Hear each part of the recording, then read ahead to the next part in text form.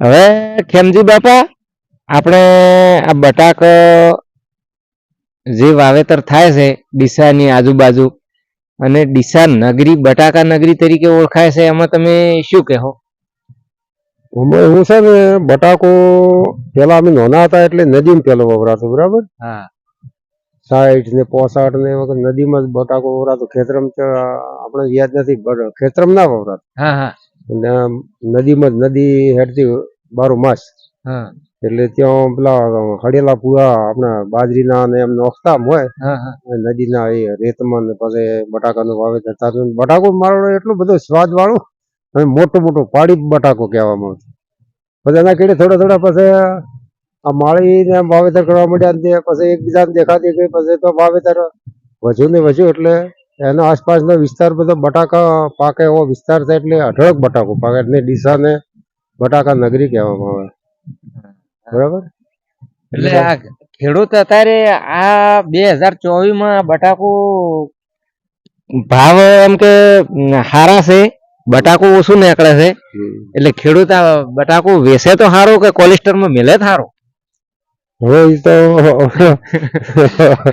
તો સાધન હોય એટલા પગલો કરવા, એકબીજાની પેલી સંપત્તિ કેપેસિટી પ્રમાણે થોડી વધે ના તો ઘટે, શું કેવરા? એટલે કટાના હાલની તારીખમાં ગણે ને તો કટાના 600 રૂપિયા આવે છે. કટાના 600 રૂપિયા. હા, તો આલવરાય કે ના આલવરાય? ઓમ તો ખરીદજે તો આલુ સારું, કાઢીને તરત વેચી મારું સારું ખેતરમાં. મારી ગણતરી એવી હેડે. પછી એમનો વજન ઘટે, કોઈ ખોટા ખર્ચા કેટલા, કોઈ ભરવાના ભાડોના, તે કોલેસ્ટર ભાડો ને ઘણું. 2020 આ બટાકાના ભાવ ગણો ને બિલ્ટીના 3000 રૂપિયા છે હતા, બરોબર?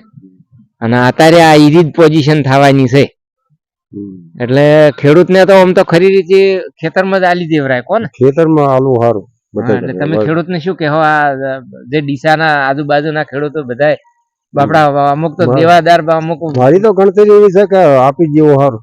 હા, કાઢીને તરત વેચી ખેતરમાંથી. ખેતરમાંથી બરોબર. હમણાં વજન વધે ને તાજું વેચવું સારું. પૈસા ખેડૂતને તો જરૂર તો હોય જ છે. મોટો ખેડૂત શું કે નાનો ખેડૂત, બટાકો ઓછું નીકળે છે એટલે વેચીને પાર કરવો સારો. બટાકાનું ઉત્પાદન ઓછું છે, જેમ કે પેલો એમાં પેલા રોગ આવ્યો હતો ને, ચરમી કે સુકારાનો રોગ આવ્યો, એટલે બટાકો ઉત્પાદનમાં ઓછો છે, એટલે વેચી મારું સારું જે આવે. બરોબર. મારી ગણતરી